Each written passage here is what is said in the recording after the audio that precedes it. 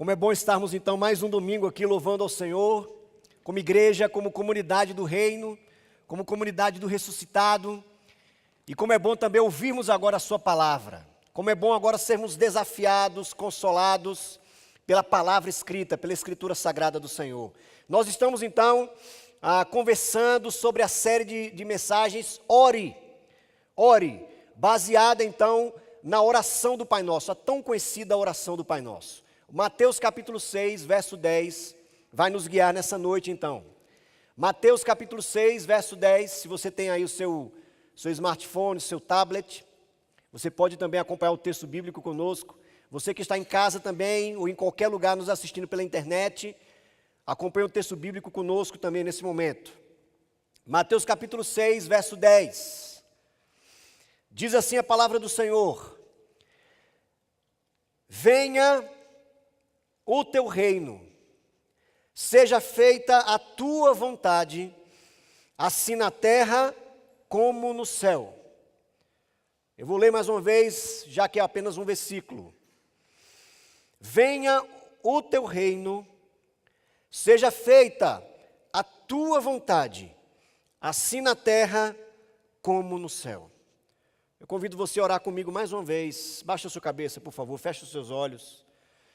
Clame ao Senhor juntamente comigo, para que o Espírito Santo nos dê entendimento, para que o Espírito Santo nos esclareça o que o texto diz, para que o Espírito tenha liberdade para agir no nosso coração, na nossa mente, nas nossas ideias, nos nossos afetos, nos nossos desejos, nas nossas vontades, e para que mais uma vez nós nos rendamos ao Senhor da glória nessa noite, para que possamos sair daqui mais uma vez em mãos dadas com o Senhor, em comunhão plena com Ele, cheios do Espírito Santo, com um novo cântico nos lábios, com a nova palavra de louvor. Ore comigo então nesse momento. Senhor, que seja assim, que a Tua palavra mais uma vez, por meio do poder do Teu Espírito, encontre morada dentro de nós, encontre um espaço especial, onde ela vai entrar, vai germinar, vai dar frutos, frutos que glorifiquem ao Senhor. Que seja assim, que possamos sair daqui unidos ao Senhor mais uma vez, em mãos dadas com o Senhor, movidos pelo Espírito Santo, com um novo cântico nos lábios. Nós oramos dessa forma no nome de Jesus. Amém e amém. Eu acredito que dois eventos marcaram a minha vida de oração e marcaram a minha caminhada no ministério pastoral. Dois eventos em particular. E dois eventos que envolvem dramas, momentos difíceis da vida. O primeiro desses eventos foi quando, em uma igreja que eu pastoreei há um tempo atrás, nós nos vimos, a igreja toda e uma família em especial, diante da doença da sua filha. Essa menina, uma jovem, se formando em direito, com uma carreira promissora pela frente, uma menina inteligente, bem preparada, ia fazer já a sua prova de OAB, desejava também ser juíza futuramente, mas ela foi acometida por uma coisa tão boba, tão banal aparentemente, mas que a levou para o hospital e de lá, infelizmente, para o caixão. Uma jovem de 25 anos de idade, por causa de um apêndice. Ela vinha sentindo dores, quem já passou por isso aqui sabe, que é uma linha muito tênue, né? Você sente aquelas dores abdominais e não sabe se é alguma coisa do estômago, se é uma dor qualquer, banal, mas quando a gente vai observar melhor, é o apêndice, aquela coisa pequena, mas que pode matar alguém. Então a gente começou a clamar, a igreja começou a orar. Ela já na UTI, passou dias na UTI, lutando para viver. Nós oramos, nós nos colocamos diante de Deus.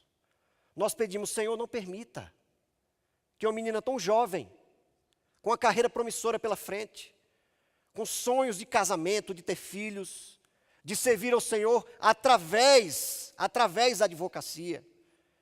Para que, Senhor, uma menina dessa morrer agora? Não faz sentido nenhum.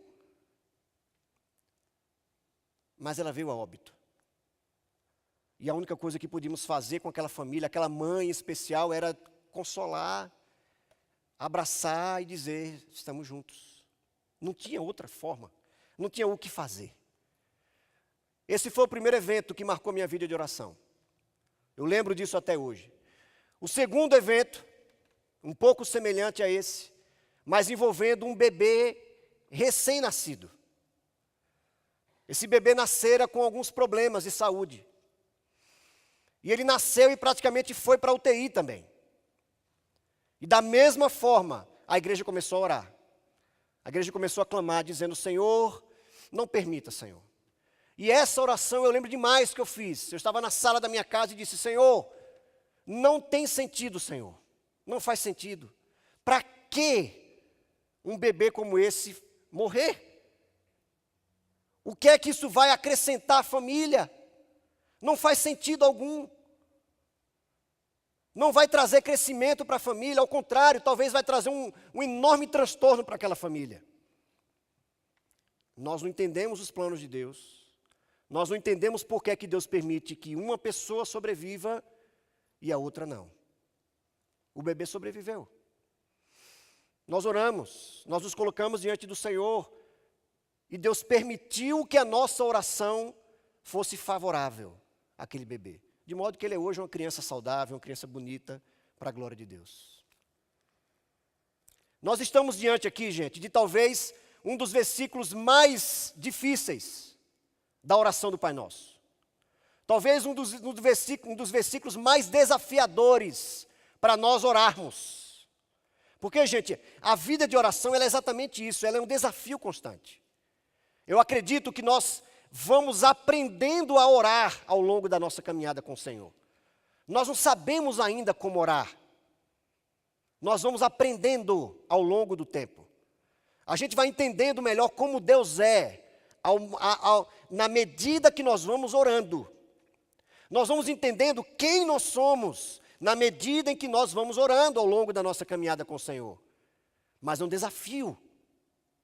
A vida de oração, gente, na verdade, ela nos humilha. A vida de oração nos coloca no nosso lugar. A vida de oração faz com que nós estejamos sempre de joelhos, clamando, humilhados diante do Senhor. Então essa parte da oração do Pai Nosso, venha o teu reino, seja feita a tua vontade, Senhor, assim na terra, assim como ela é feita no céu. Vocês sabem, gente, por que esse é um dos versículos mais desafiadores da oração do Pai Nosso?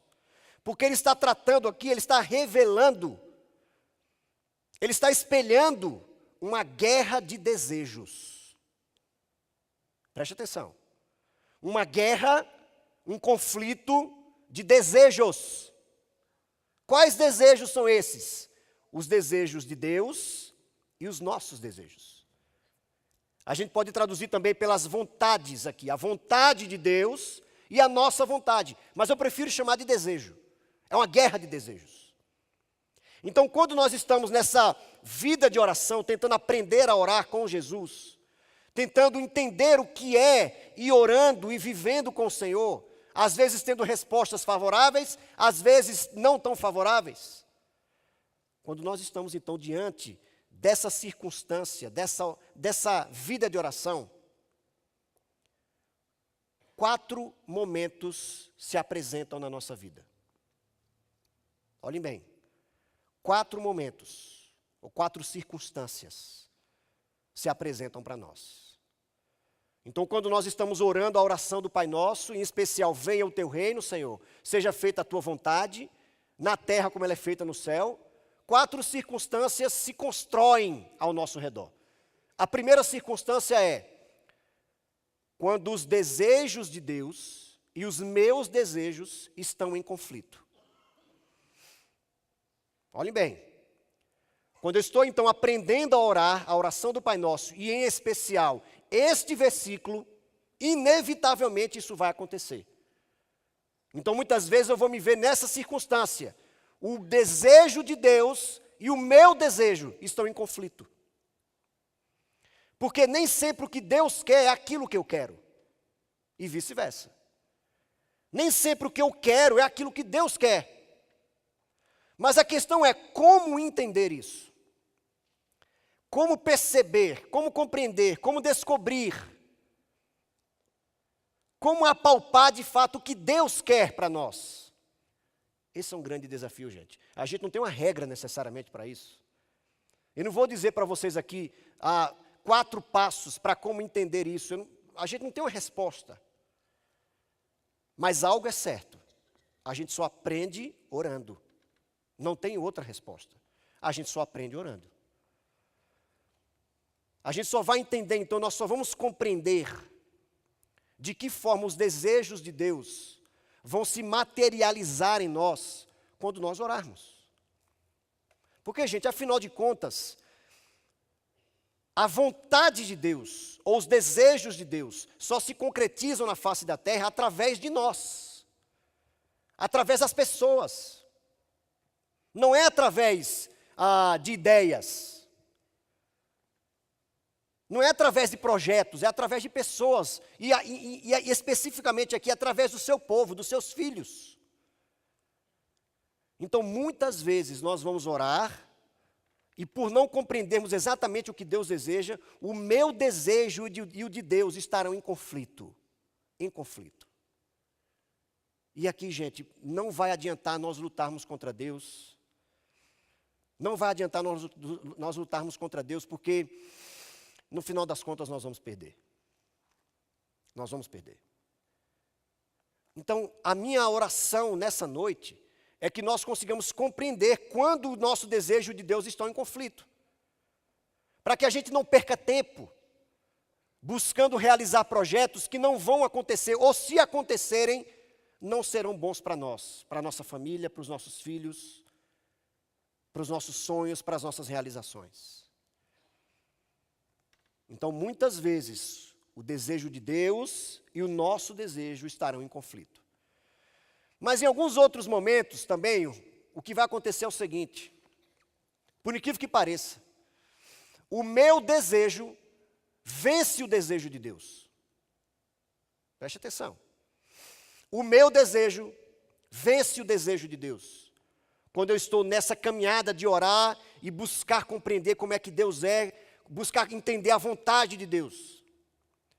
Se nós então não estivermos com o coração no centro, enterrado, enraizado no Senhor, o meu desejo muitas vezes vencerá o desejo de Deus. Aliás, gente, melhor, colocando mais teologicamente, Deus muitas vezes se deixará vencer por nós, para nos ensinar o que é depender dEle.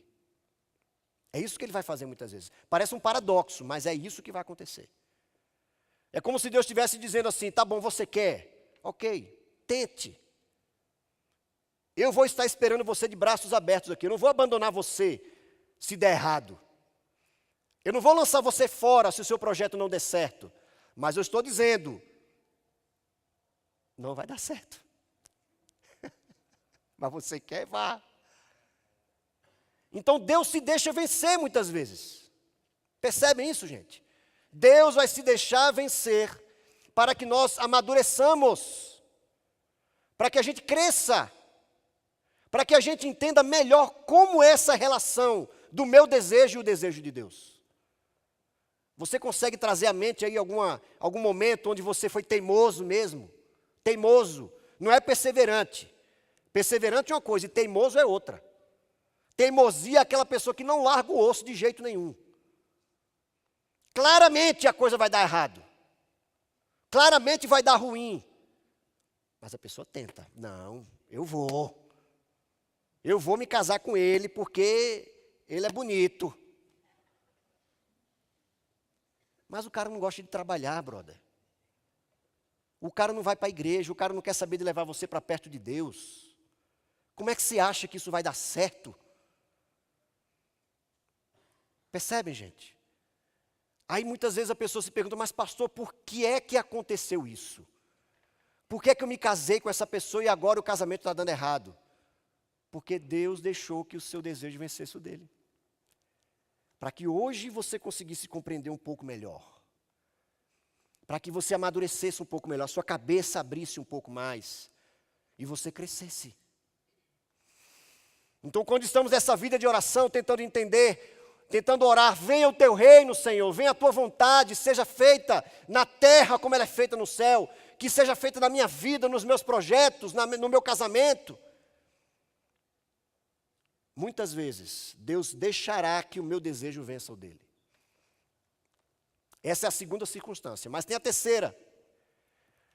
Um terceiro momento, uma terceira circunstância que se levantará diante de nós muitas vezes, o desejo de Deus vencerá o meu desejo. Mas perceba comigo aqui, isso não é o ideal ainda, preste atenção. O desejo de Deus, muitas vezes, vencerá o meu desejo.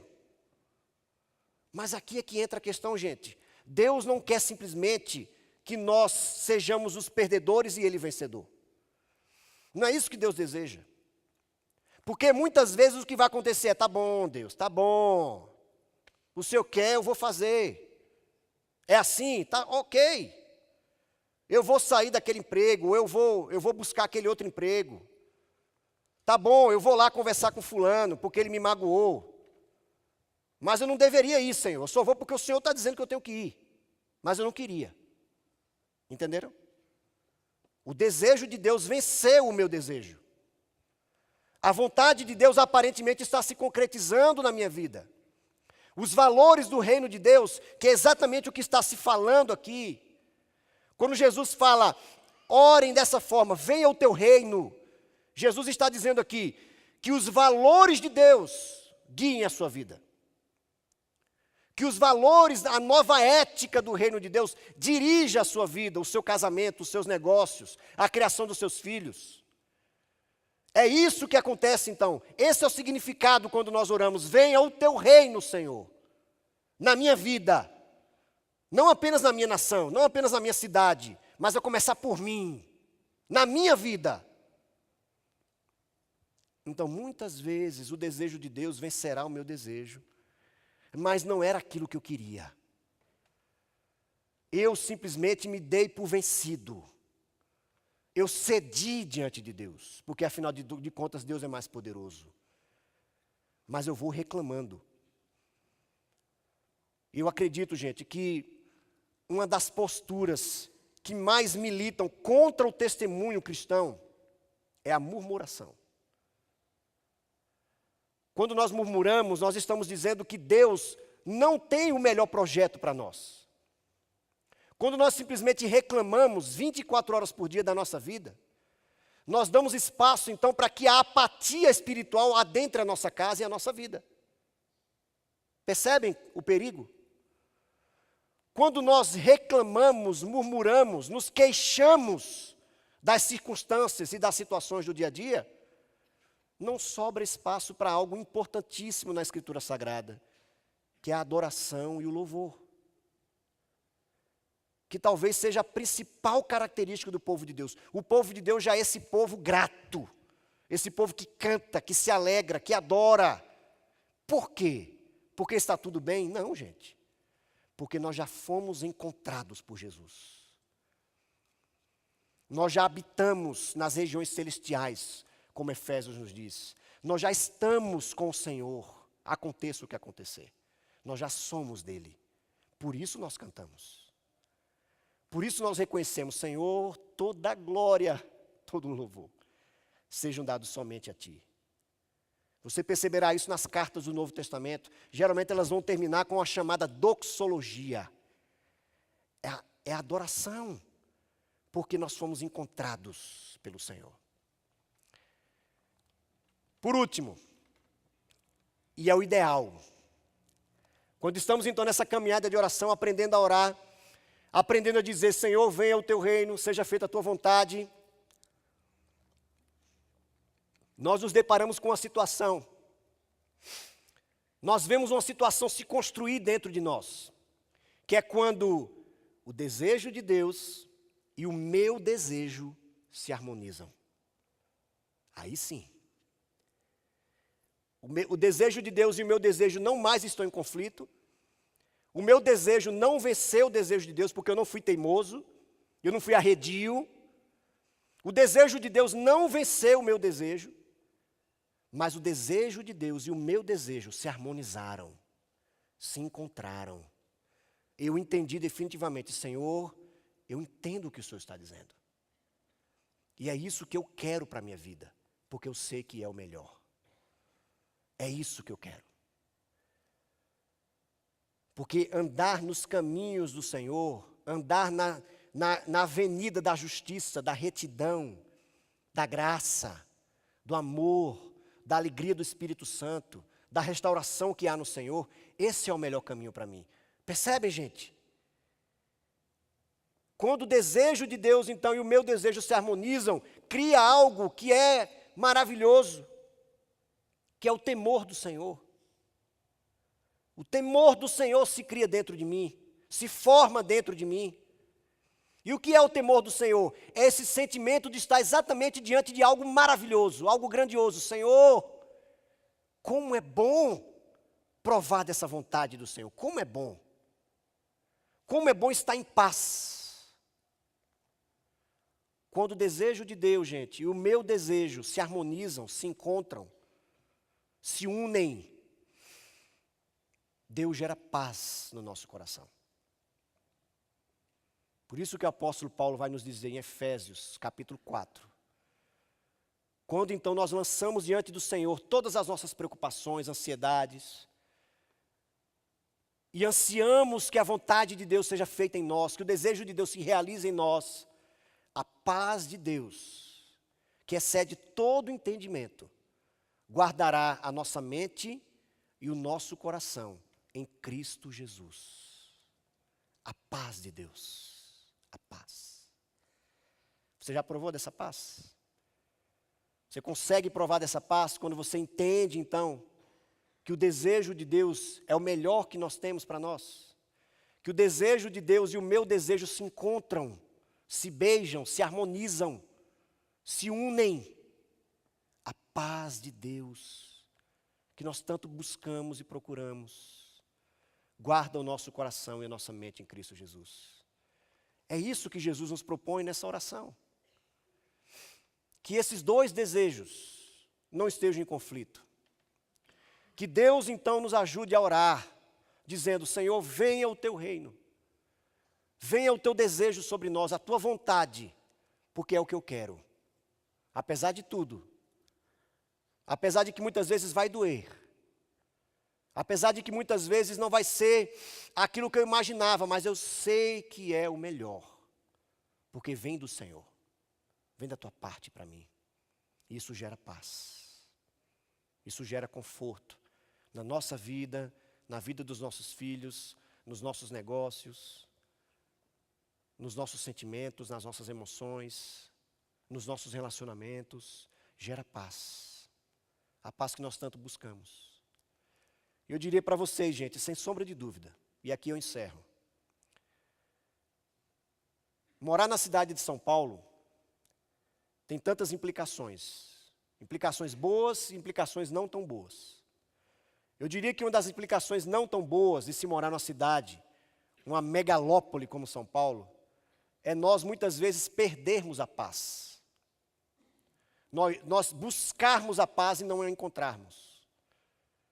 É por isso que nós vemos que o grande índice de pessoas com doenças da alma está exatamente nas grandes cidades. O grande índice está nas grandes cidades, como São Paulo, por exemplo. É por isso que nós nos deparamos com pessoas doentes, literalmente, da alma, com patologias sérias. Pessoas que, infelizmente, ultrapassaram já o limite entre a sanidade e a loucura. Elas enlouqueceram, porque elas buscaram a paz e não encontraram. Porque é só movimento, é só trânsito, é só violência, é só metrô para cima e para baixo, metrô lotado. Você não precisa nem entrar no metrô, porque o povo leva você para dentro. É isso. Mas é evidente que São Paulo não é só isso. Mas então, esse tema aqui, gente, do venha, Senhor, a tua vontade, o teu desejo.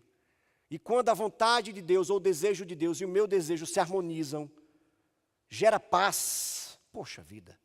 Essa é a mensagem que os paulistanos querem e precisam. É essa a mensagem. E é essa mensagem que nós precisamos, para nós sairmos daqui essa noite encorajados, com esperança de que nós não precisamos enlouquecer, apesar de morarmos em São Paulo. Porque nós aprendemos a orar: Senhor, eu quero que o teu desejo, a tua vontade, os teus projetos, os teus planos se harmonizem com aquilo que eu também quero. Porque é o melhor e é o que vai gerar paz em meu coração. Amém? Vamos orar. Vamos fazer isso agora, vamos orar. E eu desafio você exatamente a fazer essa oração. Senhor, eu quero aprender a orar. Eu quero aprender, Senhor, a perceber o desejo do Senhor, a vontade do Senhor, o projeto do Senhor para a minha vida. E que o desejo do Senhor se harmonize com aquilo que eu também desejo, para que gere paz no meu coração. Para que eu possa mais uma vez entoar um novo cântico. Para que muitas vezes eu vença para que mais uma vez eu vença a apatia. Eu vença a reclamação sistemática. Eu vença a murmuração que corrói o coração. Faça essa oração. E prove dessa paz que excede todo entendimento.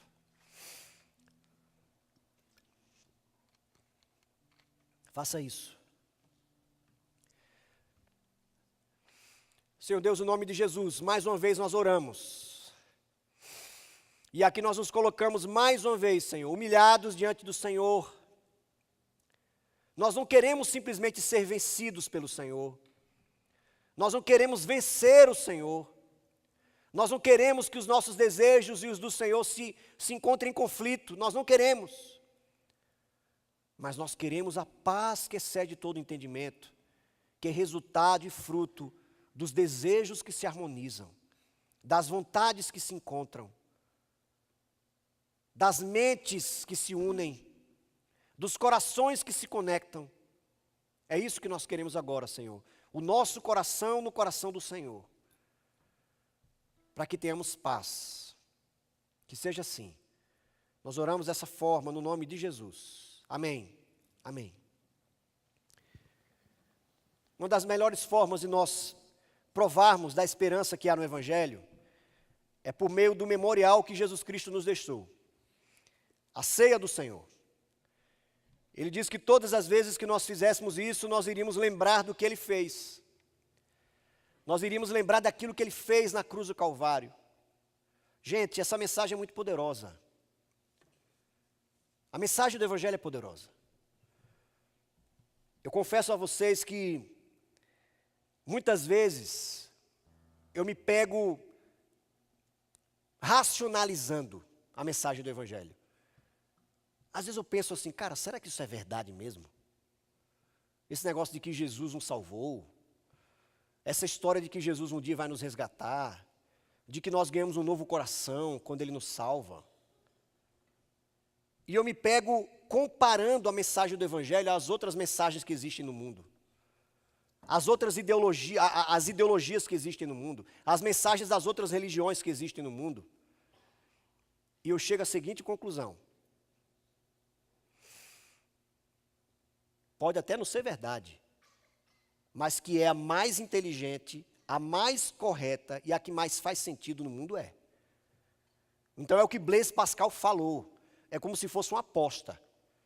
Cara, pode não ser verdade. Pode não ser verdade.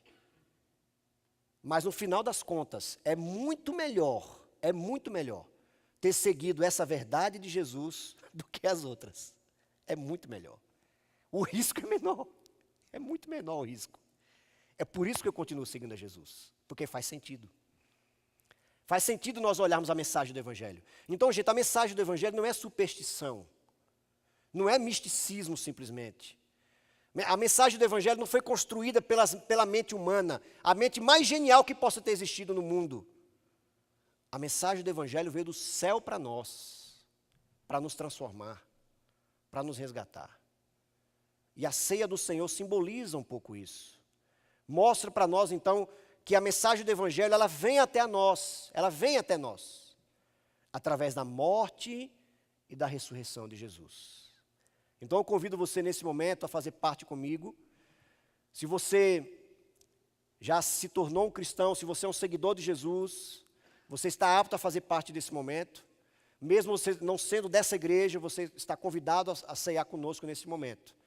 Mas nós vamos orar mais uma vez. Nós vamos fazer como o apóstolo Paulo nos pediu em 1 Coríntios capítulo 11, para nós analisarmos o nosso próprio ser interior agora. E ver se estamos aptos para esse momento ou não. Mas como o próprio Paulo diz, mesmo se nós percebermos que estamos em falta com algo ou alguém, ore agora pedindo perdão a Deus. Ore agora avaliando então o seu coração, pedindo que Deus restaure o seu coração e você faça parte desse momento conosco. Vamos lá então, alguns segundos. Ore por favor nesse momento, você e o Senhor. Faça isso. Enquanto isso eu chamo aqui por favor a equipe aqui na frente que vai nos ajudar. Por favor.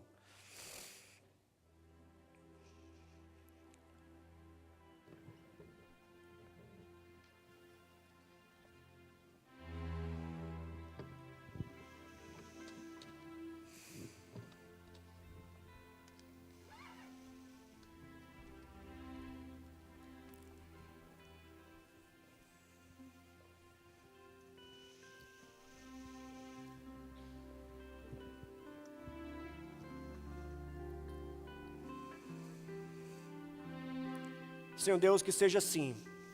Eis aqui o nosso coração, eis aqui o nosso desejo, mais uma vez, querendo se harmonizar com o desejo do Senhor. Eis aqui os nossos afetos, eis aqui a nossa oração. Obrigado, porque sabemos, por meio do Teu Espírito que habita em nós, que nós estamos diante agora da verdade do universo. Jesus Cristo morto e ressuscitado. Não foi algo que nós inventamos, que os homens construíram, mas está aí no palco da história, está no palco da história para nós vermos. Mesmo que os homens tentem negar, eles não conseguirão, porque essa é a mensagem, essa é a revelação eterna do Senhor para nós. Em Cristo, nós somos mais que vencedores, nós somos novas criaturas. Em Cristo, nós temos mais uma vez sentido para a vida. Em Cristo, mais uma vez, nós temos perdão, restauração, misericórdia, alegria no Espírito Santo. É isso que nós temos, por sermos de Cristo Jesus. Obrigado, Senhor, porque essa mensagem conforta o nosso coração, traz paz à nossa alma, ao nosso espírito, à nossa mente e ao nosso coração. Então receba nesse momento esse memorial, esse tempo agora onde vamos relembrar que Jesus Cristo viveu, morreu e ressuscitou e um dia mais uma vez nos resgatará, como a sua igreja. No nome de Jesus que oramos. Amém e amém. O Senhor Jesus Cristo, quando estava diante, talvez das últimas horas de vida, Ele vivenciou exatamente isso que nós acabamos de dizer, essa guerra de desejos.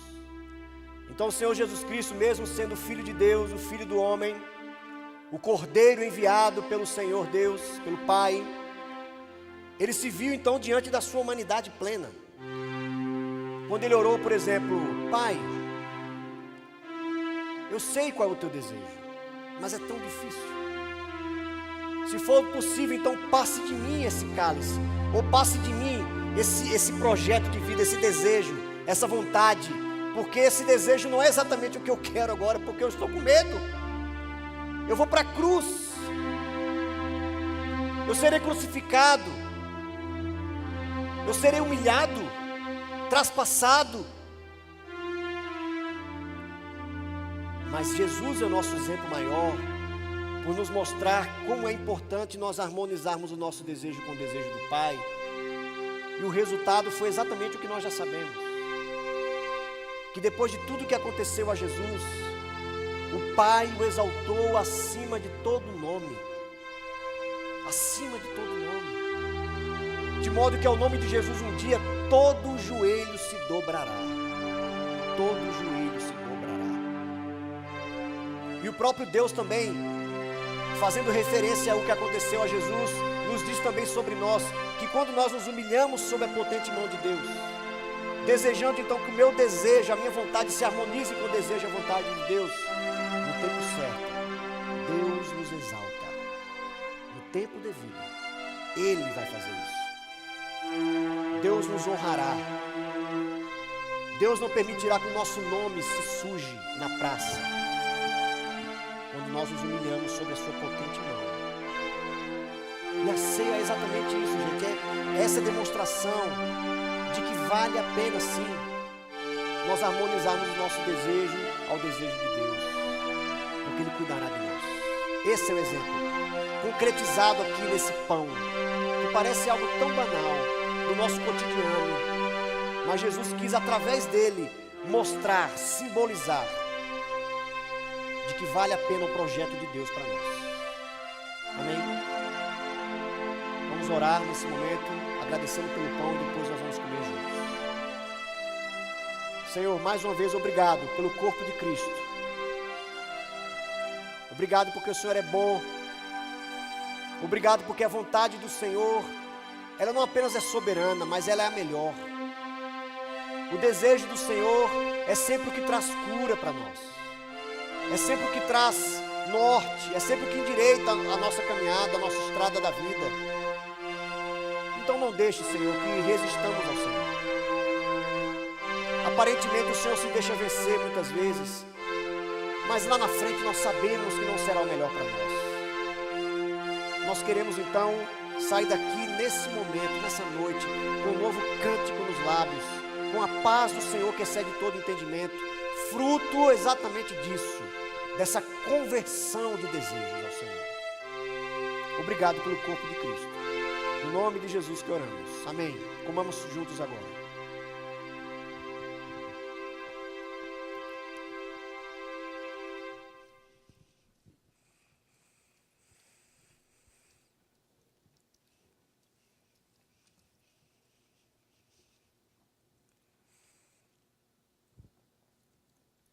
Vamos para o vinho então nesse momento. Amém.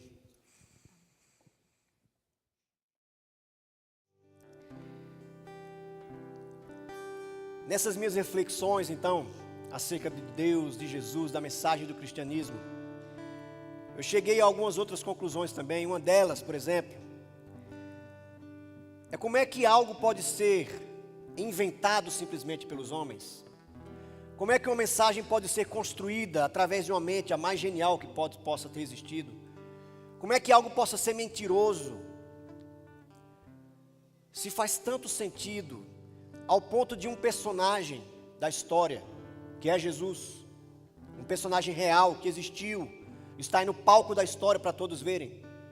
Existem livros que foram escritos sobre isso, em especial os 4 evangelhos, que são textos históricos, que relatam de fato o que aconteceu naquele momento. Como é que um personagem pode derramar o seu sangue por alguém? Como é que um personagem, por sua própria vontade e desejo, não porque ele foi forçado aí. Aliás, quando nós olhamos para a crucificação de Jesus, nós podemos observar de pelo menos 3 ângulos de observação. O primeiro deles é através do ângulo do próprio Pai. O Pai precisava que Jesus fosse para a cruz. Por quê? Por causa do nosso pecado. Algo precisava ser feito para ser resolvido essa questão brutal, dramática, que é o pecado humano. É o pecado quem divide as famílias. É o pecado que gera as guerras. Porque é no pecado que está a inveja, a cobiça, a maldade, o egoísmo. Está lá no pecado. Então o Pai precisava que Jesus fosse para a cruz. Por isso Jesus foi enviado. Esse é o primeiro ângulo. O segundo ângulo é o do próprio Jesus. Jesus quis ir para a cruz, apesar da dor, apesar de entender que ia ser uma humilhação tremenda para ele. Mas ele entendia que era necessário que ele fosse o definitivo Cordeiro de Deus, o bode expiatório, que daria de uma vez por todas uma chance à humanidade para sair do buraco do pecado, para sair do buraco onde o próprio homem se enterrou. Só assim nós iríamos sair do pecado. Por isso Jesus foi para a cruz, por isso ele aceitou ir. Mas um terceiro ângulo também é o ângulo da própria sociedade. A sociedade onde Jesus estava, infelizmente, não aguentou ouvir as palavras de Jesus. Era insuportável ouvir Jesus, porque Jesus dizia aquilo que estava no coração do ser humano. Jesus dizia palavras, a gente, quando assiste alguns filmes hollywoodianos, né, que envolvem a pessoa de Jesus, que falam de Jesus, nós olhamos para Jesus e pensamos que ela é aquela figura apática às vezes, né? Lourinha, branco, do olho azul. Mas Jesus era firme também. Jesus sabia falar com verdade, com amor também, evidentemente, mas com verdade. Ele dizia, é isso que está no seu coração e precisa ser mudado o que está no seu coração. Mas o homem não suportou.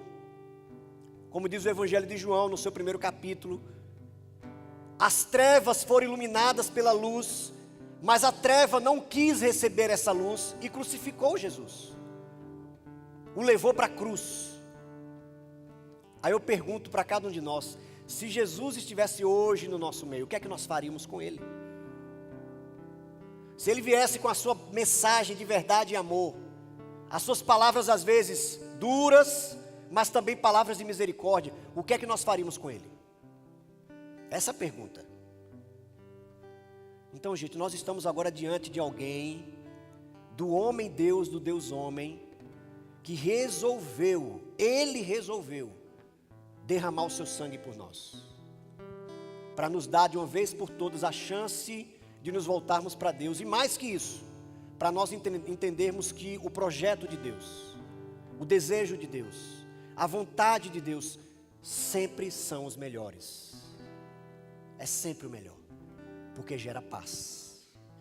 Então nós vamos orar mais uma vez, agradecendo pelo sangue de Jesus, que foi derramado em nosso favor, e logo depois nós vamos beber juntos. Senhor, muito obrigado. Obrigado mais uma vez pelo sangue vertido na cruz do Calvário. Obrigado porque Ele nos lava. Obrigado porque Ele converte os nossos maus desejos. Aquilo que era cobiça, que era inveja, que era egoísmo, o Senhor transforma em amor. O Senhor transforma em perdão.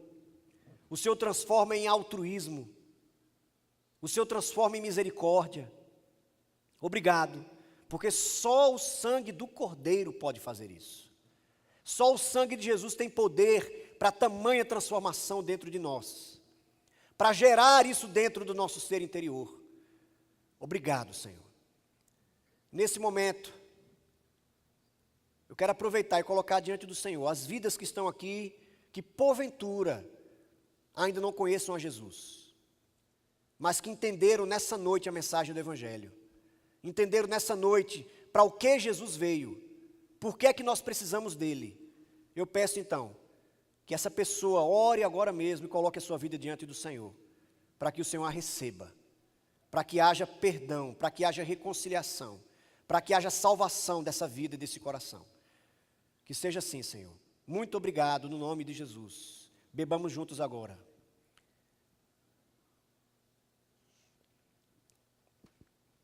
Obrigado, Senhor. Em nome de Jesus.